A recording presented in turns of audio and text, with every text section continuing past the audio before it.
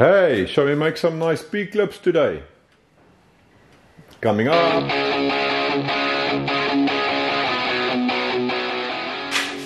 Hey, how's it Oaks, and welcome back. If you don't know me, my name's Dave from Radros for Africa.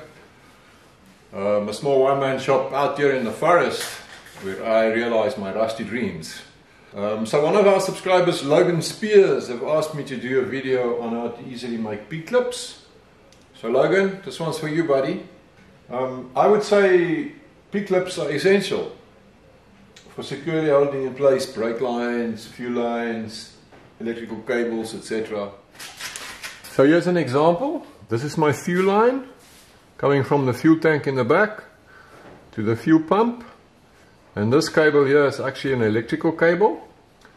It's a 7-core trailer type cable that will take power through to the tilt front end, the headlights, indicator lights, etc.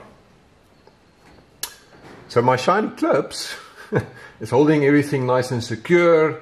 There's going to be no chafing or any problems whatsoever. Here's a custom copper P-clip on the rogue rat rod. Here's another example. This one here is holding a fuel line. This one is a copper fuel line. This one is actually just a sleeve for some wiring.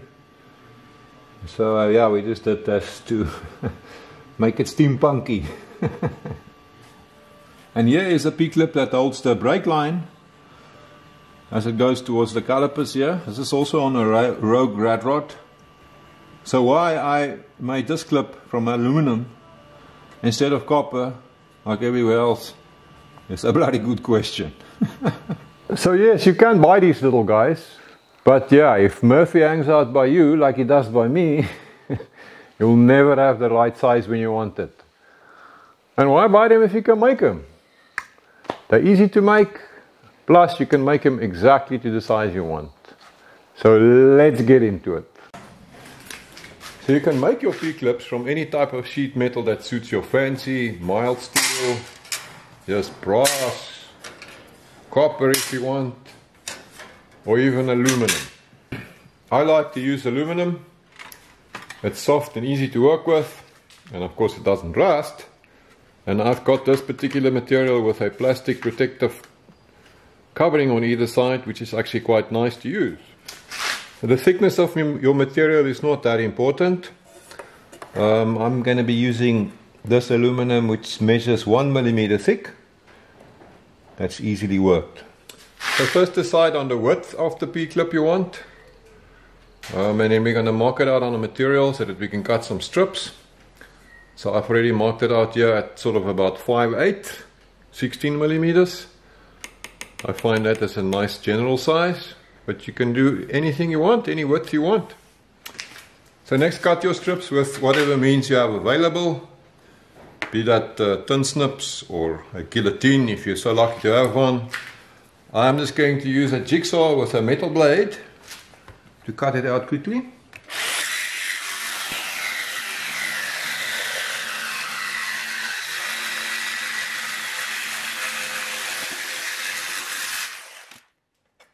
There we have it. Quickly clean the rough edges with a file.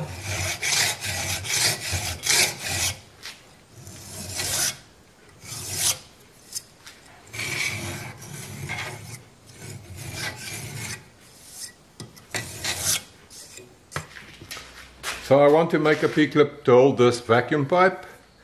So first thing I'm going to do is measure its diameter, and it measures 3/4 of an inch or 19 millimeters. So now I want to find something that I can use as a forming tool.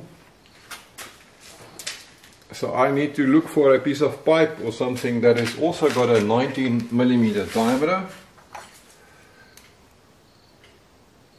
And how about that? That was lucky, eh? The first piece of pipe I picked up has got a diameter of 19 millimeters, 3/4 of an inch. So I'm going to use this as my forming tool. I've got my so-called forming tool clamped up in the vise.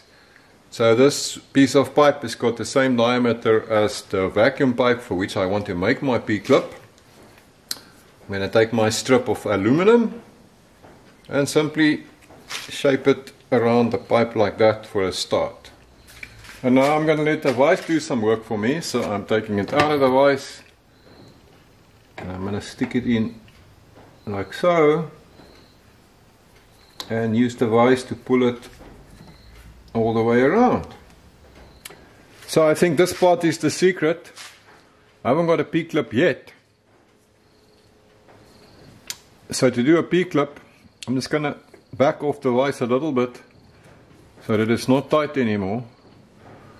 And I'm just going to hold it in place now and then use the back end of my hammer here. And I'm just going to push it. And you can see the material can slide. And now I'm forming my P-bracket. Or my P-clip for that matter then. And there we have it. A P-clip. So I'm not going to take it off my forming tool yet, because I first want to drill my hole. I'm just going to clamp it back into the vise. Like that. And now I can drill my hole through there. So obviously the hole size I drill will depend on the fastener I intend to use.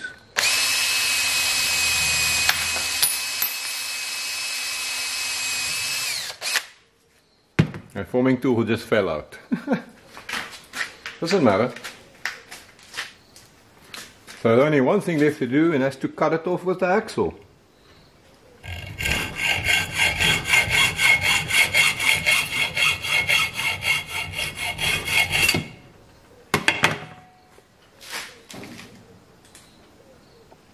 There we go. Just got to clean it up a little bit.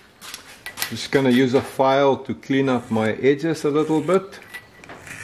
Round them over, give them a bit of a radius. So I haven't taken off that plastic film yet. I'm just going to leave it on the inside because it actually helps to give a little bit of protection, but let's just take it off on the outside here. Can get it off. And there we have it. One very shiny P-clip. Let's see if the pipe will fit through it. Perfect. And when we pinch it, it will just grip the pipe very nicely. So what's nice is that you can make them to any size you want. Here's the one we just made for that 3/4 inch pipe. Here's a tiny one for a brake line. And here's one for a 8mm fuel line. Any size you want, you can make them. Decide on your width and you decide on your diameter. And if you look real careful at these, you'll see that they've got a plastic lining inside. There's a bit of plastic pipe in there. Look. So I looked for some plastic tubing with an inside diameter, which is about the same as the outside diameter of my steel tube here. And I'm using this as a liner to protect the tubing. So this obviously goes inside my P-clip, like that. And I obviously then need to form my P-clip around a so-called forming tool that's the same as the outside diameter of my plastic tubing. Drill bits work really well as forming tools. We all have drill bits in various diameters, so then it's easy to find a matching one to suit your particular piece of pipe as you need. And there's no need to slide your piece of liner tubing, if I can call it that, from the end. If you just slit it with a sharp knife, you can just slip it over the pipe like that. And the same with your P-clip, just open it up, stick it over and close it up. And there we have it. And please excuse the state of my fingers, they're a little bit damaged, I'm sorry. The P-clip I just made is now installed on my vacuum pipe. How awesome is that? And there you have it. Go forth and make some custom P-clips and you'll have something that no one else has got. Hey guys, thanks for watching, appreciate it. I'll catch you next time. Have a good one.